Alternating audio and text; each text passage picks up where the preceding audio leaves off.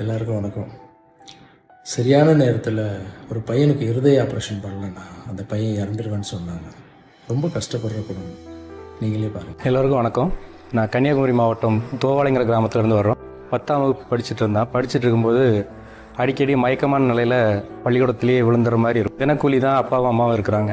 என்ன பண்ணலான்னு ஒரு இடத்துல கேட்கும்போது வாய்ப்புகள் மறுக்கப்பட்டது. அப்போ தான் சொன்னாங்க ஹார்ட்டில் ஹோல் இருக்குது, ஆப்ரேஷன் பண்ணியே ஆகணும்னு சொன்னாங்க.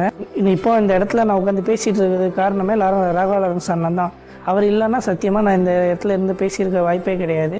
இந்த தருணம் எனக்கு ரொம்ப சந்தோஷமான தருணமாக இருக்குது. ஏன்னா இவர் நான் சின்ன வயசில் பார்த்தது, ஸ்கூலில் படிச்சுட்டு இருக்கும்போது மயக்கடிச்சு கீழே விழுந்துட்டாருன்னு. அதுக்கப்புறம் ஒரு டாக்டரை செக் பண்ணும்போது தான் தெரியுது இவருக்கு ஹார்ட்டில் ஓட்டை இருக்குது, ஆப்ரேஷன் பண்ணணுன்னு. அதுக்கப்புறம் வந்தார், பண்ணோம், நல்லபடியாக முடிஞ்சிருச்சு. இப்போ நல்லா இருக்கார், வேலை பார்க்குறாரு. எனக்கு அதெல்லாம் விட இவர் இப்போ வளர்ந்து வேலை பார்த்து 10,000 ரூபா என்னுடைய மாற்றுத்திறனாளி பசங்களுக்கு உதவி செய்வார்னு நான் கொஞ்சம் கூட கனவுல கூட நினைக்கல. இது எல்லாம் நான் பண்ணுறது இல்லை, எல்லாம் கடவுள் பண்ணுறது தான்.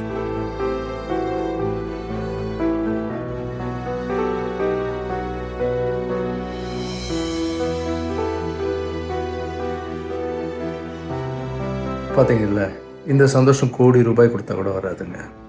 வாழறதை விட வாழ வைக்கிறதுல மிகப்பெரிய சந்தோஷம் இருக்கு. சர்வீஸ் இஸ் காட், சேவையே கடவுள். செய்திகளை உடனுக்குடனும் துல்லியமாகவும் தெரிந்து கொள்ள சப்ஸ்கிரைப் பண்ணுங்க.